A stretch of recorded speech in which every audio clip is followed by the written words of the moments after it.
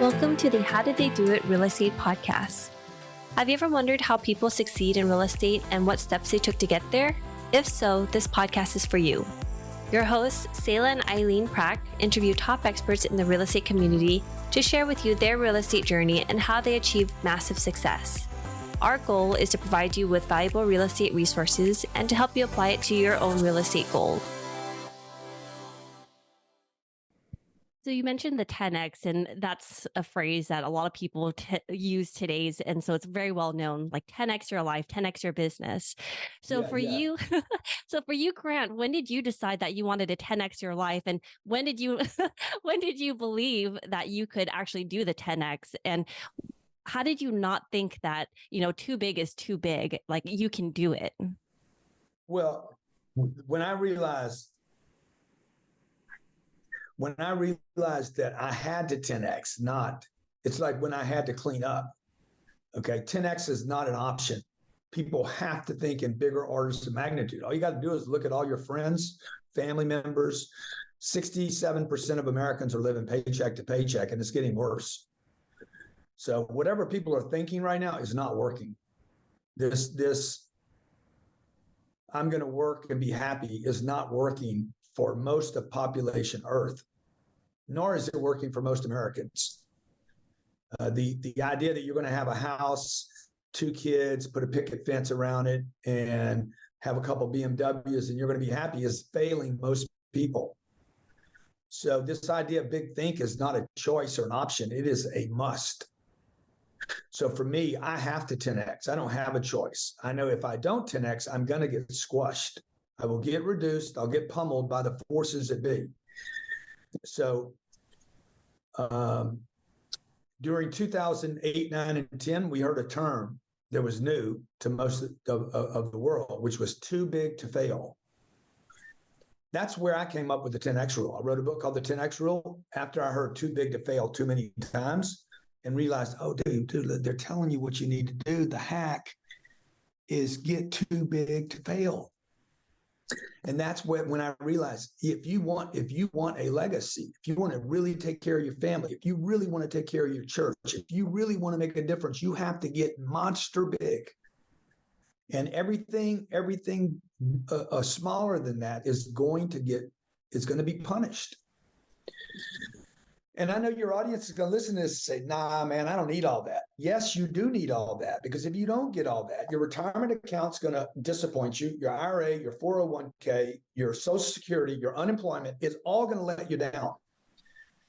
There's 32 million small businesses in America, 6 million new small businesses every single year in America. 90% of them fail within 5 years. Okay, it's a disaster. The 64% of all small businesses have no employees and make no money. Most people that work in small businesses as owners would make more money working for another company. That's a fact. All those are facts. So what is that? That the average American doesn't have $5,700 in an account, and half of America has zero. Why? Because we're playing a game that's too small. You can't win at a game that's too small because there's no victory. Las Vegas was built on small players, not whales. They are terrified of whales. That's why they have the table limit. The table limit is there to make sure the casino never get bust out. The casino is built on the backs of little people with little ideas. And the whole planet's a casino. So who wins on this planet? The big thinkers and the big doers are the only winners. And now that you guys know, your viewers now know, they just heard it, shame on you if you continue to play a small game, because you're going to be punished. I think also part of it is, I think you mentioned it earlier too, it's getting comfortable and staying comfortable with where you're at. Yes. It's feeling comfortable with where you're at because this is what I know. I know I can, continue on this lifestyle because I'm good at it. When we also look at that and we lower our expectations and we just set a ceiling for ourselves, sometimes the fear kind of sets in too of thinking bigger, of if I go bigger, I'm going to fail. I'm not going to succeed. How do you get past that? How do you start thinking, when is it too big? When is it too big? Or how can I start achieving that? Like, how do I pursue that and not fail in what I want to achieve and attain? Well, you need to get my superpower. Okay? Can you share that? Yeah, I can share it. The superpower is don't quit on the goal. If you don't quit on the goal, you will achieve the goal. End of story.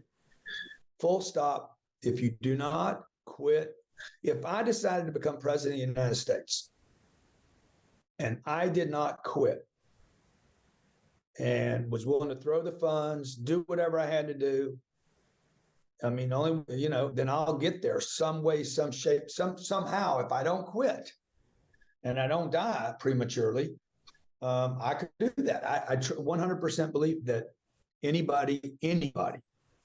Now, are there situations? Yeah, there's those guys in the Gaza Strip right now. There are people in Israel right now. There's people in Ukraine right now. It'd be like, okay, man, they got to get out of there first. So I understand that, right? If you're making $2,000 a month right now and you're barely getting by, the goal is, okay, 10x that target, 10x where you are. That's the target.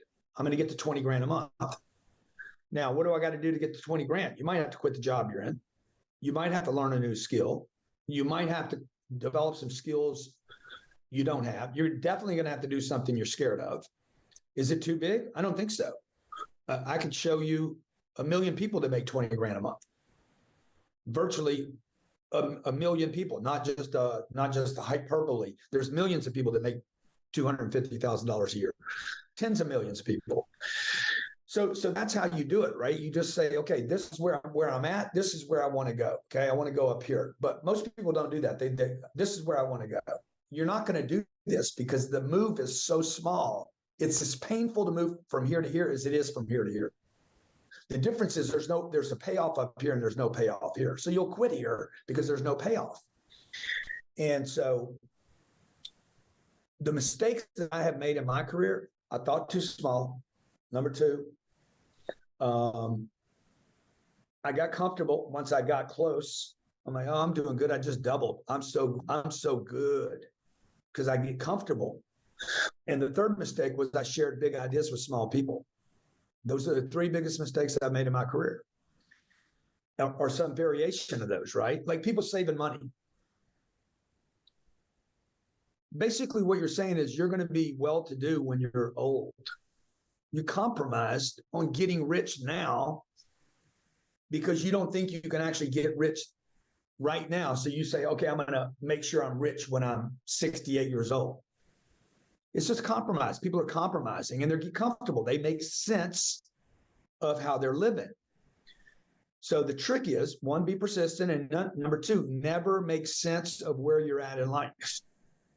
Like you have to get disgusted with this addiction that you have. This lie that you tell yourself that I'm doing all right and I should be happy. Maybe not. Maybe you should be disgusted because you have all this potential that you're not testing with the world. So this is a little trick I play with myself. So Grant, when you're thinking this way, especially in today's market environment, there's so much volatility going around. People are talking about recession. We have the election coming up next year. We don't know. We have high inflation. Are you still able to build up wealth if you're starting from nothing, or from maybe a little bit of small wealth to continue to build it up? And are you able to gain that traction in today's market? 100% you can. No, without a doubt. Okay. The economy should have nothing to do with the results of your, the things that I'm talking about. Like I always start at nothing. Every day I start over at nothing.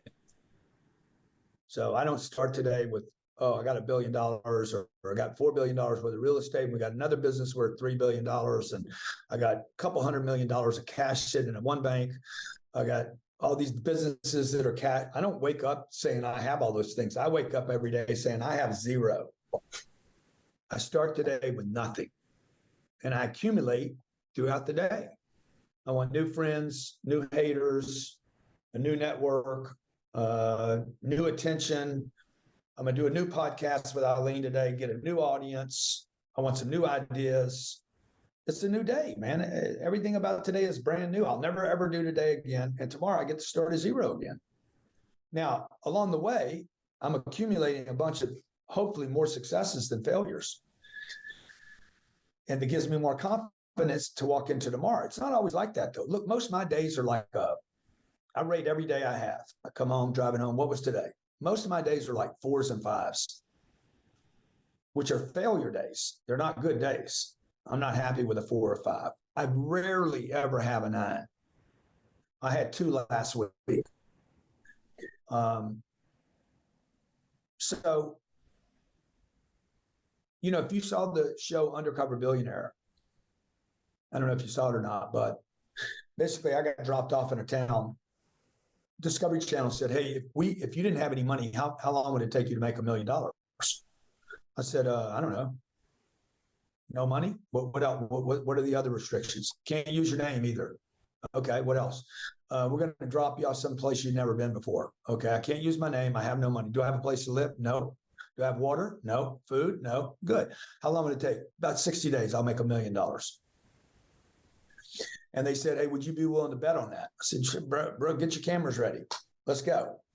They dropped me off in Pueblo, Colorado. I assumed the name of Lewis Curtis. I had 90 days. I built a $5.5 million business. I had no place to live, no food, no water, didn't use my name, didn't use my credit card, and never used the $100. But I know how to do it. I knew I could do it. Why? I had a target. I knew what my target was. I quantified the target, and then I went and met the people that could make the target a reality. And lastly, I didn't spend any time with anyone that could not contribute to my target. Like there was zero time for me to spend time with broke people. If you want to move from broke to something, you have to leave the group you're with. Okay. When I wanted to no longer use drugs, you have to leave the drug dealer and the drug addicts alone. Right? If you want to leave poverty, you got to leave poverty. If you want to leave comfortable, you got to get rid of all your comfortable buddies, your friends, your mom, your dad, your uncle, your aunt, everybody that's happy with the way you're doing because they don't want you to change. See, they love you just the way you are. They even tell you that verbatim.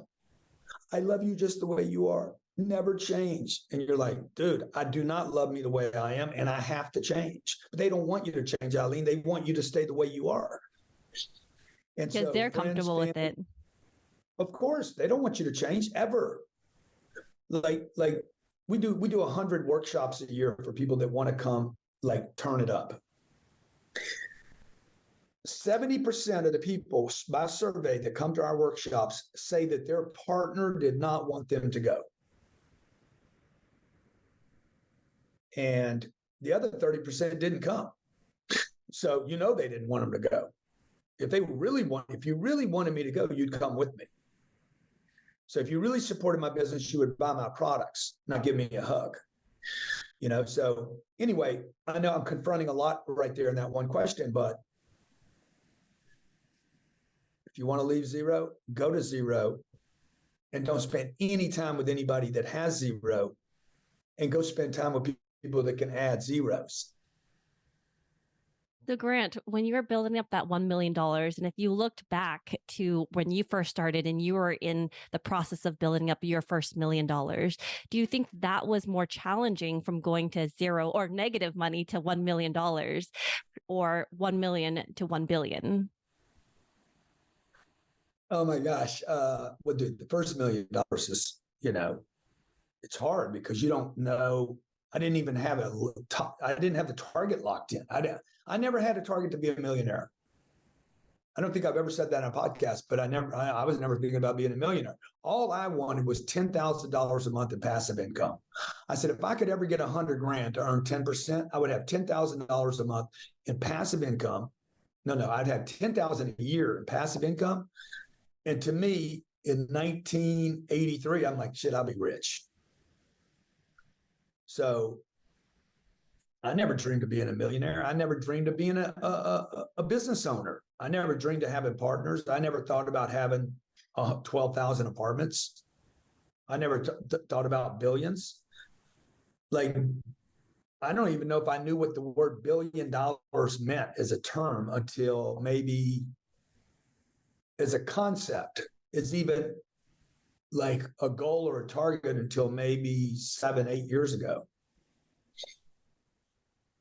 I just didn't think like that. Why? Because my environment did not talk about that kind of stuff. The environment I grew up in talked about how grateful we all should be because we have our health and we have our food and we have a roof over our head. That was the pitch made to me on a daily basis. So, Grant, how did you start building up your network to surround yourself with the people who are thinking the bigger things and to help get your mindset thinking bigger and 10xing your life? I started paying people money to spend time with people. I mean, if you want to get in the country club, you buy a membership. This is the oldest, easiest hack in the world. Nobody's going to invite you to the club. Okay. I remember a man invited me to a country club once. He's like, hey, I'll bring you one time. After that, you got to decide whether you want to be a member or not. So you can either work there and serve water. You can mow the lawns.